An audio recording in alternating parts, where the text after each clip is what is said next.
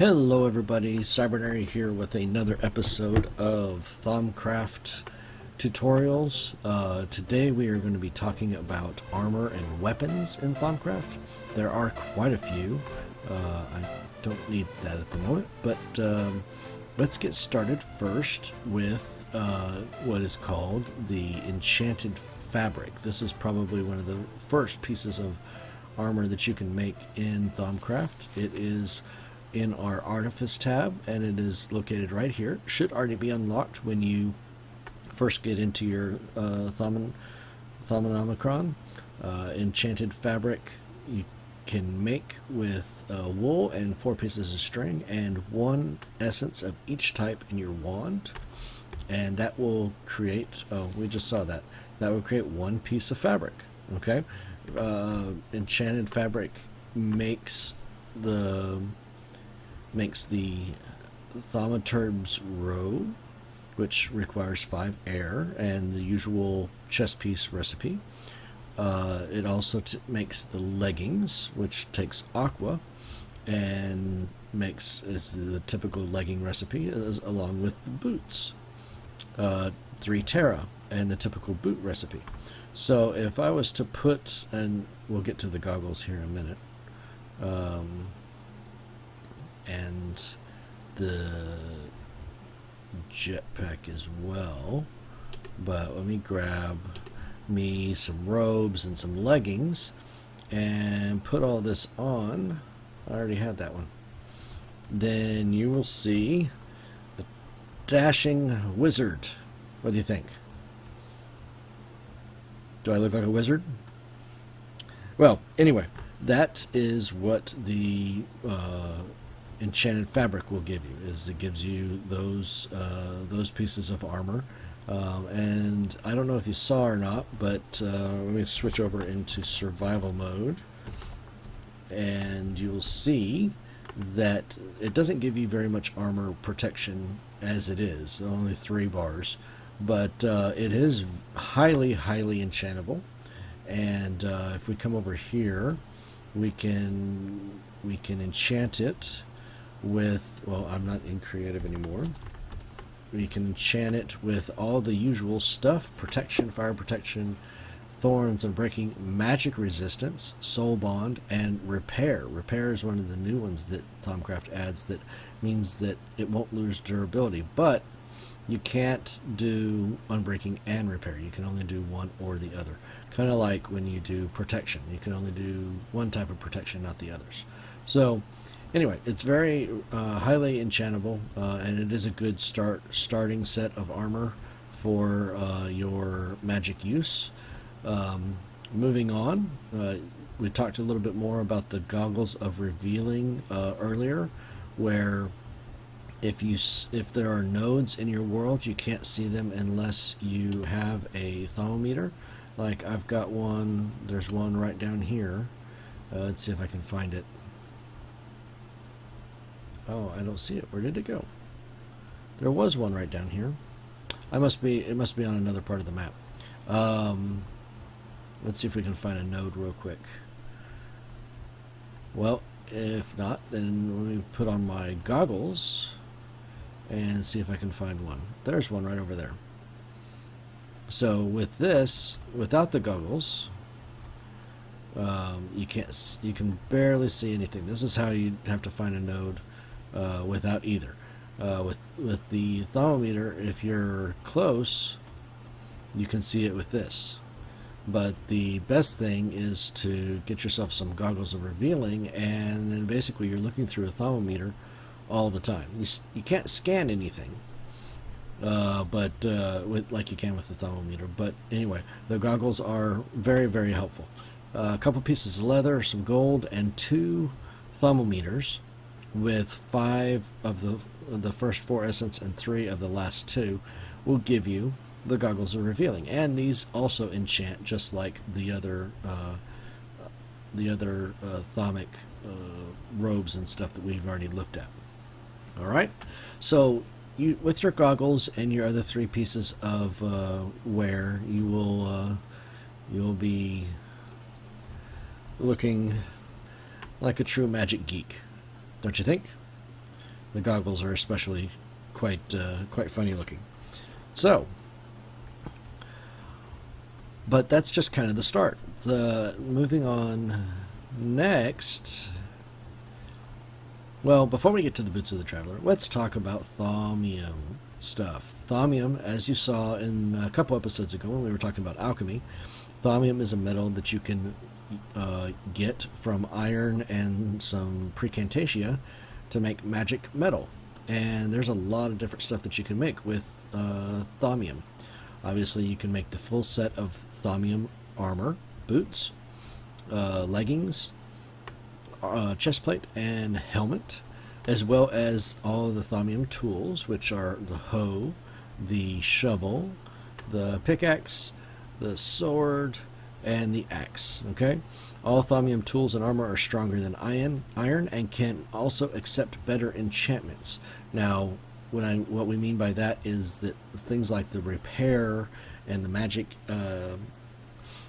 protection can go on thaumium armor, whereas those won't be able to go onto diamond armor. So you can have some iron or diamond armor, but it won't have repair and magic protection like these will. So that's kind of your basic your basic thaumium armor. And again, all this stuff is made just in regular crafting tables. You don't need any essence to make them, and they are better than have better protection than the cloth stuff, but and they also do the repair. But they're not the best armor that Thaumcraft has to offer. We'll get to that in a minute. That's called runic armor. But moving on, the next piece of armor that we're going to talk about, and it's more of a piece of equipment, is called the Boots of the Traveler. Now, this requires an infusion altar to make. Some leather boots surrounded by these items, doesn't have to be in this order, will make you the Boots of the Traveler. Now, the Boots of the Traveler grant you, you do need I tier, which is the little dude on the path, and Voltus, which I'll show you here in just a second. Nope, we're not talking about the Lamp of Fertility. So here's the Boots of the Traveler. You'll get that after you unlock Infusion and the Enchanted Fabric. And Voltus, yes, there you go, is the feather, so it represents flight. The boots by themselves will grant you quite a bit. You can jump higher, you can fall further. They naturally have a layer of feather falling on them. They also, you can move through water a little bit faster, but the nice thing is that it allows, if I had them on, I don't have them on right now, if I had them on, then it allows you to take a full step up over normal sized blocks as opposed to needing stairs. So just the step up ability of Boots of the Traveler are very helpful.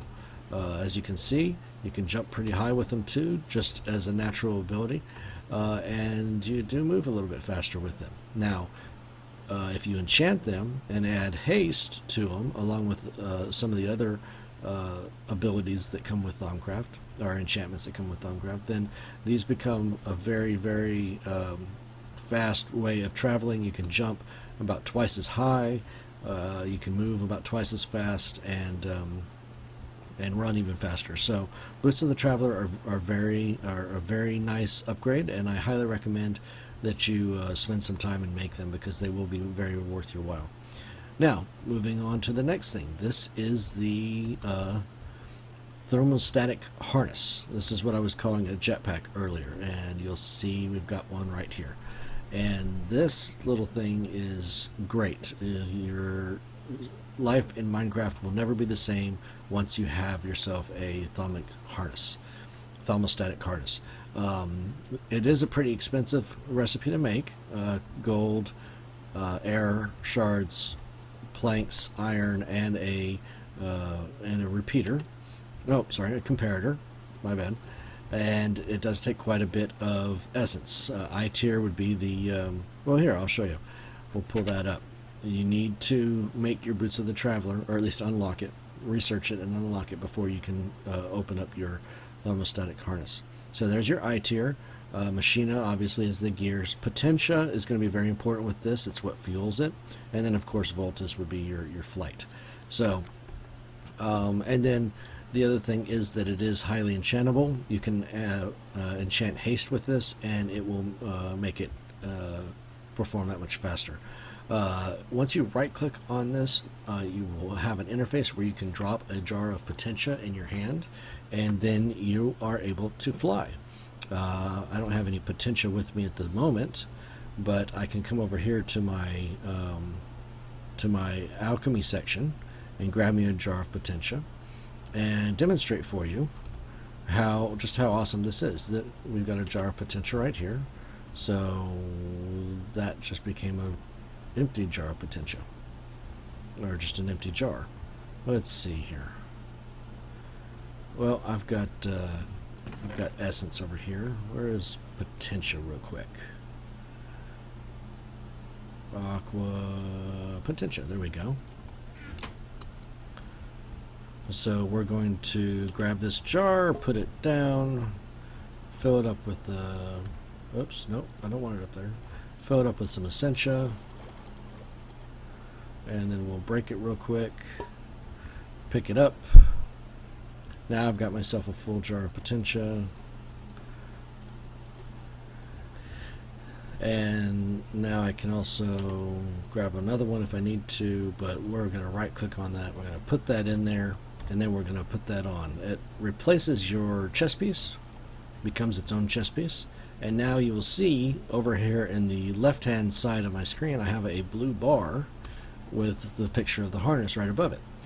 If I hit my F key, this is the traditional binding for Thaumcraft, then it will start, well, it should start glowing blue, but it looks like I may not have particle effects or something turned on. And it allows me to fly. Oh wait, no, I'm in creative, that's why. Sorry, people. So let me switch over to survival. Okay, so now I'm flying. You see the blue sparks coming off the harness? And it's the same controls as flying in creative, where space will take you up and shift will take you down. If you switch over into F5 mode, you'll see the backpack that I'm wearing is basically kind of like a big electric coil holding me up in space. So that's kind of what it looks like from for other people's perspective. And as you'll notice, the bar will slowly go down as I fly around. That's it using up the potentia that's inside the bar. At any time you can hit F and you can fall down. Now the other nice thing about this, the harness, is that it negates almost all fall damage regardless of how high up you go. Now if I was to come over here into, well, that's weird. Why did that work? Oh, that's right. There is a bug with the harness. Sometimes it won't work with enchanting tables. So what you kind of have to do is enchant books to enchant the harness. So if I thought I had some books here a minute ago. Let me just get one real quick, and I'll show you how it will look when you add haste to your backpack, to your harness. Okay, so we're going to come over here. We're going to take the harness off. We're going to put the harness in there and enchant it with haste 3. Okay, so now if I put the harness on and I activate the flying, once I switch out of creative and I start shifting, you'll notice that I move quite much faster now that I have haste on my backpack. So another very good upgrade to have, a very good piece of armor to have, and something that once you get, you will probably never want to let go of, regardless of other armor protections that are out there. Okay, so moving on, the next things we need to talk about are well, I won't talk about these two here just for a minute, because these are runic versions of the Boots of the Traveler and the goggles. So once I explain how runic armor works, then we'll come back to why you might want a runic version of your goggles and a runic version of your boots. But this is runic armor, and this is how to make it. It starts off as being gold armor, Okay, it does require quite a bit of potentia and quite a bit of resources. Each one of these, oh, I'm still in survival. That's why I can't pick block. Each one of these thingamabobbers, the primal charms, is quite expensive to make, and it does take some wand essence. But you need one of these for each piece of runic armor. You'll need it for the headpiece, the chest plate, the leggings, and the footpiece, the boots. They call them footpiece, but yeah, they're boots. As you'll notice, it does take I-tier or Nitor for each one. Quite a bit for the chest piece, and one for here. It does take some fabric, some amber, and a scribing tool. So, and then each one has its own recipe for how much magic you're going to need, essence in the jars, to perform this. These are all altar recipes that you'll need to do using infusion. Do notice that it doesn't need to be a fully repaired item from the gold equipment that you're going to be using. So it can be any durability left, but yeah, it will require plenty of potential, precantatio, and tumen on each of these 4 recipes to make. But when you do, you will find out that this runic armor, in a sense, is some of the best armor that you can find in Thaumcraft. And let me explain why that is real quickly. I am going to take off the armor that I've got here because I don't need that anymore. I'm going to start using the runic armor. Now, runic armor can't be enchanted. You can't take a piece of runic armor over to the enchanting table and throw haste on it or protection or anything like that. It's a little bit different. Basically, what you're doing with this is that you're taking a piece of gold armor, and you will be getting the base protection that gold armor gives you. But it gives it a runic shield, a magic shield that goes over the piece of armor, and as long as that shield is that charge or that shield is in place over the armor, you won't take any damage whatsoever. Okay, so think of it as armor that creates a personal shield around itself and around you, protecting you from damage. And there are some upgrades that you can do, which I'll explain here in a minute. Those are the upgrades. But before I do, let me explain. Let me give you a little bit of an example, so to speak, of what we're talking about. I've got several pieces of armor here that we can use, and I've got a stack of creeper eggs. So what we're going to do is I'm going to get, as you can see, I've already done a little bit of this. We're going to get a stack of diamond armor, and as you can see, I've got protection 4, magic resistance, the whole thing, even soul bond in case I die, unbreaking 3, and what we're going to do is we're going to switch over here into survival mode. As you can see, I've got full armor on my hotbar there, and we're going to spawn ourselves a creeper inside here and see how much damage we take. Alright, we took 1 heart of damage with full diamond armor and fully enchanted diamond armor. Okay, that's our baseline. That's what you're going to use to compare the rest of this armor. Now, for grins, I decided to go ahead and do the same thing with the thaumium armor, just to give you a comparison. Thaumium armor is not meant to be as good as diamond armor, but it has repair, which we talked about. It also has the same levels of protection, and along with everything else. So since we're demoing how good armor is, I thought I'd go ahead and show you the same thing. Creeper explosion, yep, I take 3 hearts, 3.5 hearts, okay, and my armor is damaged, but my armor will slowly repair itself if given enough time to sitting in my inventory or on my person. So as an example, I'll go ahead and take my stuff off. It will continue to repair itself. See, the boots are already repaired while it's sitting in my inventory. Okay, so next I'm going to show you what runic armor does. Okay, like I said, runic armor, consider it like gold armor, but with the charge, with the shield on it, and that's what that charge is that you see there. and that charge will refill itself slowly after a time. Obviously, the charge is going to be different for the different pieces of armor, and it will spread the damage out as it sees fit, like it would any kind of durability with armor. Now you will notice that my health bar now has some glowing magic over it. That's to represent that shield. And as you'll see, when I come in here and activate the creeper, that shield will go away after the explosion. But I won't take any hearts whatsoever of damage. No hearts. Yes, my shield has been depleted, but give it a couple of seconds and the charge goes right back up, and it replenishes itself. This is what runic armor does. It doesn't give you as much protection as diamond armor, as you can see down here on my armor bar, but it does give me that charge. And something else that I'm just noticing too, it doesn't have a skin. You can walk around with your traditional skin like I am here without worrying about the armor covering it up, because I'm wearing the runic armor here. I've got the protection of the runic armor, but it's not covering up my skin. So that's an interesting little tidbit there as well. As you can see, it only took a couple of seconds and the charge was filled back up.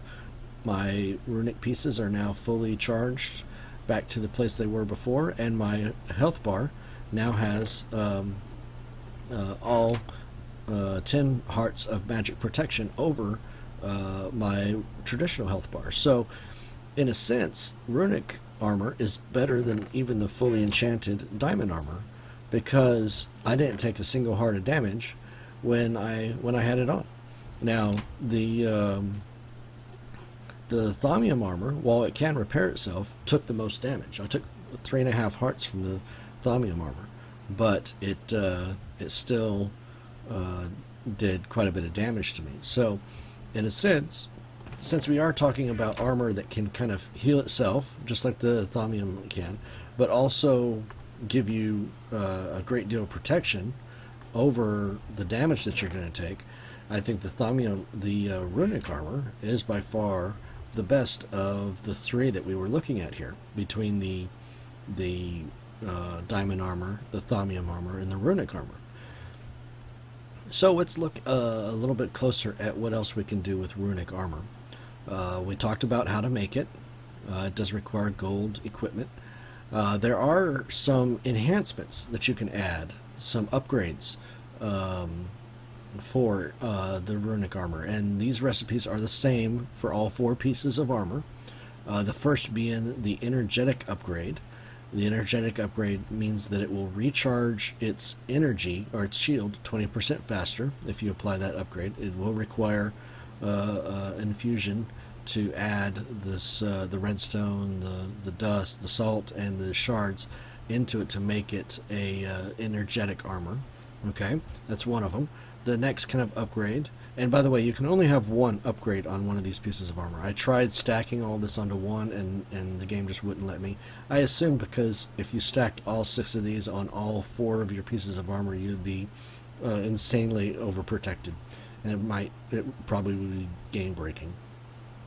Augmented is another type of upgrade that you can put on all 4 pieces of your armor. What it does is it basically takes it increases the amount of charge that you have on your runic armor by 50%. So if it was 8, it would take it up to 12. Take half of 8 and then add it to it. So it takes a few order shards, some flint, and some salt, and some more magic. Precantation, Tumen. Tumen is the blue armor one. The next one that we have here is called kinetic feedback, and once kinetic feedback is kind of like thorns in the fact that once the shield is depleted, it will release the leftover energy, or some leftover energy, out as an explosion towards your enemies. It does require some of the dark potentia. I'm not in creative, so I can't see those. Some of the dark shards, along with salt and gunpowder, obviously, since you're going to be blowing your enemies up when they attack you. The fourth one, this one's called Revitalizing Feedback. Now, this is a really interesting one. I really do like this one a lot. It takes the aqua shards and salt and a regular golden apple, not a notch apple.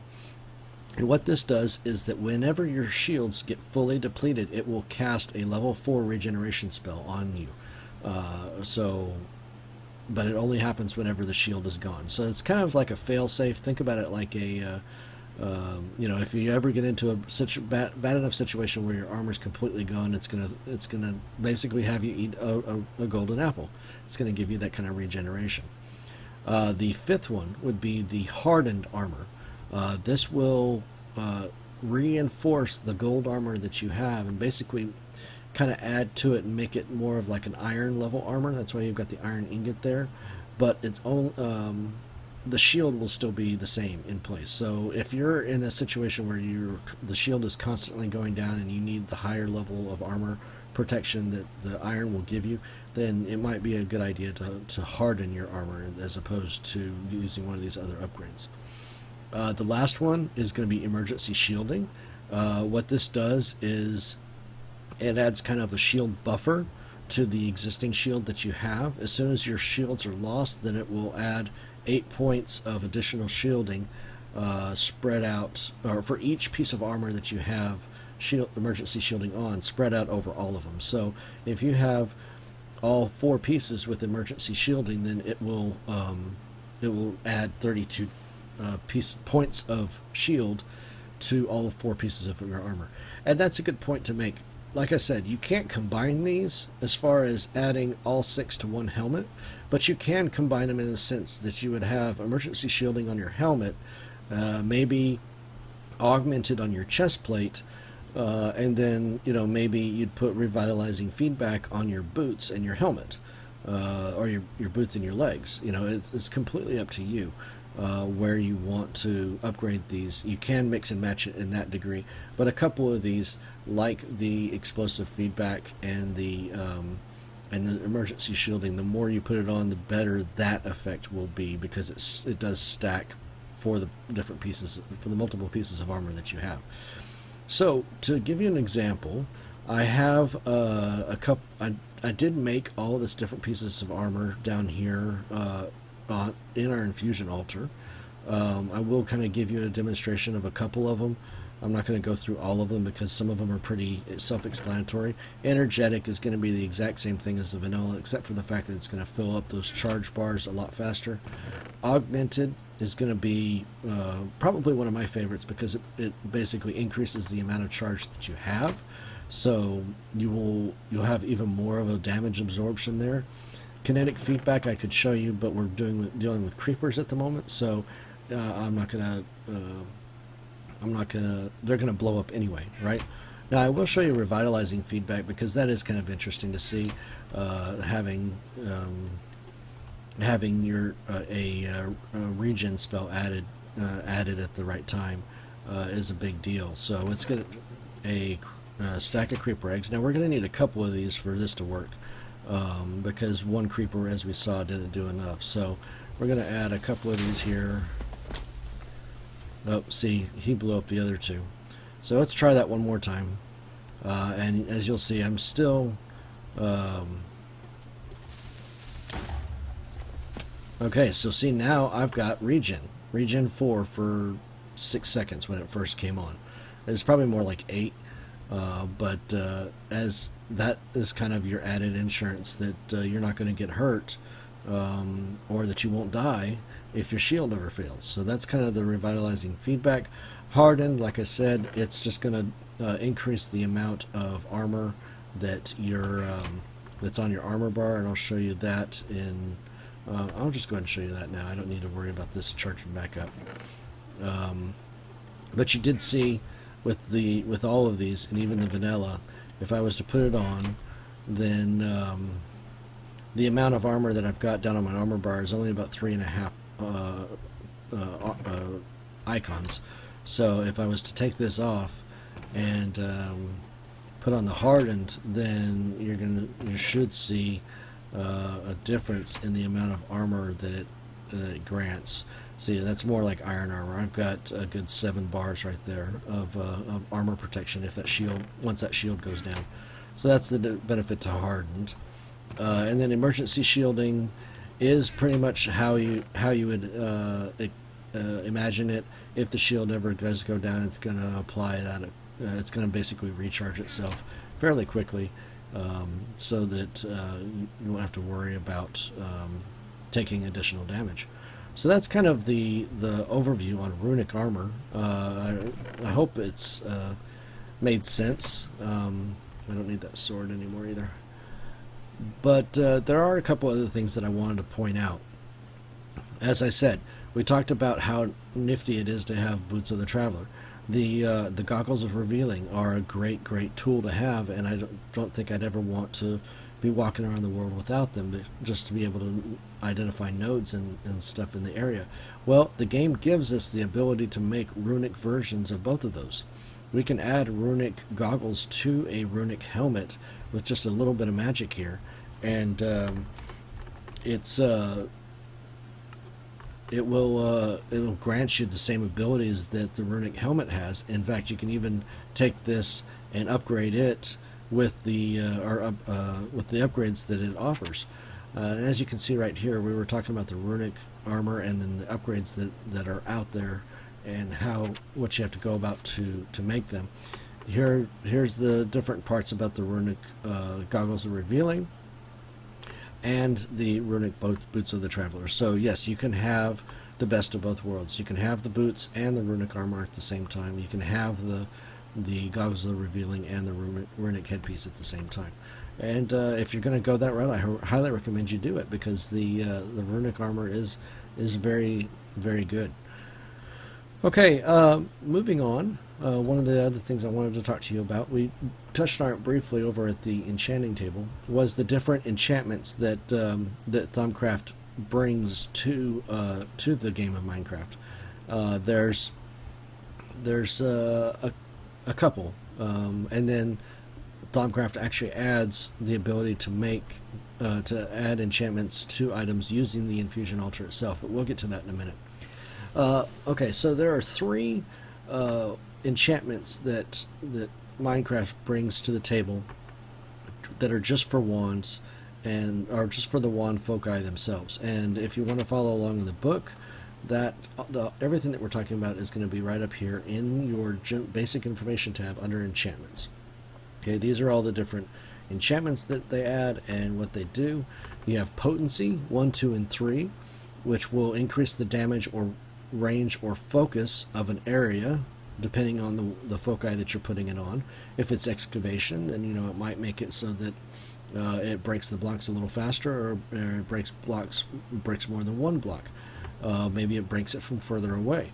Frugal is just basically you being cost conscious when it comes to using viz, and the higher your frugal cost, the less of the viz that you're going to consume out of your wand when you're using it. And this also works in the arcane crafting table.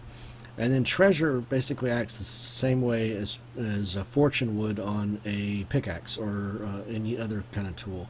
Whenever you're using excavation or equal trade, then if you have treasure on it, then you'll get the same thing as fortune will. You'll get more drops out of those blocks that you break. So that's the 3 enchantments that you can add to your wand foci. They are quite expensive, especially when you get up to like level 3 on each of these. So I hope you have a really good XP farm, either a blaze or an enderman farm, to be able to put these on your wand foci, because they are quite expensive. The other ones we talked a little bit about with the armor. Haste 1, 2, and 3 will increase your movement speed on the ground or in the air if you have this thermostatic harness. And then of course repair 1 and 2. This does slowly repair the equipment over time. It's great for equipment with a lot of durability that you don't want to have to constantly be repairing. You cannot add repair to items that have unbreaking though, so you'll have to choose one or the other. Okay, so lastly, when we're talking about enchanting, there is an ability, if you come down here into the artifice section, past the infusion and the brain in the jar, which we will be seeing in the next episode, where we're talking about, it talks about infusion enchantment. Infusion enchantment allows you to add any of the vanilla enchantments, including actually any of the vanilla and any of the Thaumcraft enchantments, to an item in the infusion table.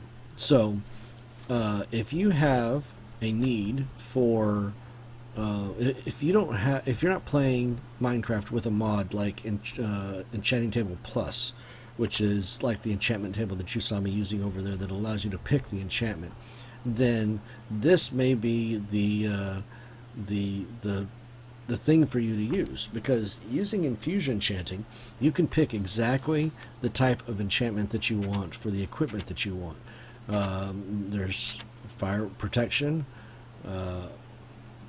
Apparently you'll need to do this multiple times to add the different levels.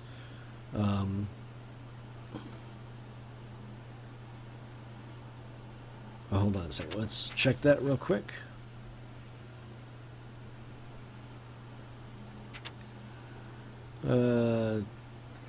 Also requires some life essence in the form of experience, but much less than would be normally required to enchant something. This experience is drawn from anyone near the infusion altar, so care should be taken. The Essentia and experience costs listed in following recipes are for the first level. To enchant an item to higher levels, simply perform the infusion process again.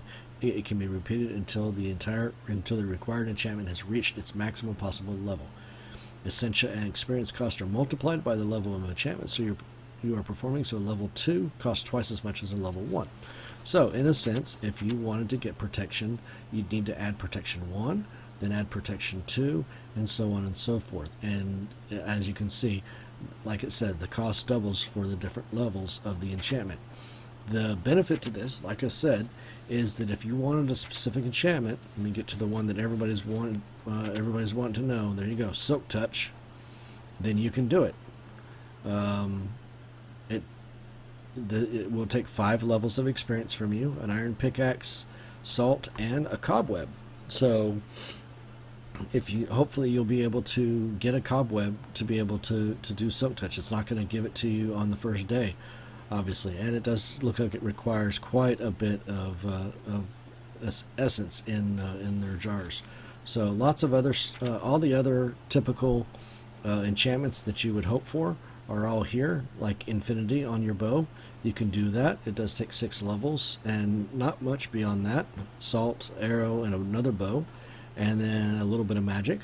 But yeah, so what I wrote down here, it is way down the research tree after zombie brains.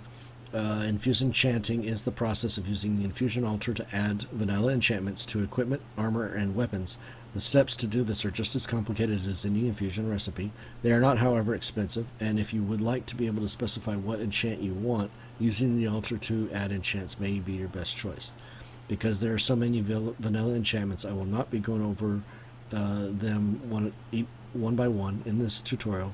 They are all listed in your book when you unlock that section. So, I did kind of show you a little bit about those. You know how to use the infusion altar, and you know how to go about and gather up the essentia that you need to do that. If that's not something that you really need to do because you have Enchanting Plus or another type mod that gives enchanting an upgraded table like this one, then yeah, that add-on probably won't be as much use to you. Alright, last but not least, or maybe I should save this for another episode.